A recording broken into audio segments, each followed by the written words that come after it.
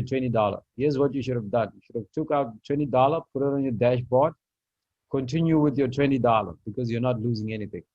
And when you would have lost it, still fine. You're going to come back with your $20, repeat the process. So you have still another chance, right? But the only disadvantage purely would be the conditions. And the conditions will be based on the spreads. That's how they can manipulate stuff. That's how they can run away with stuff. But you don't care about that, right? Especially when you start trading it for long term. Long term, you just let these things run, but you will be based on what? The parameters. But in this thing, because this is a synthetic, it's man-made, right? It's a synthetic asset. So a lot of things happen a little slightly different. So you don't have to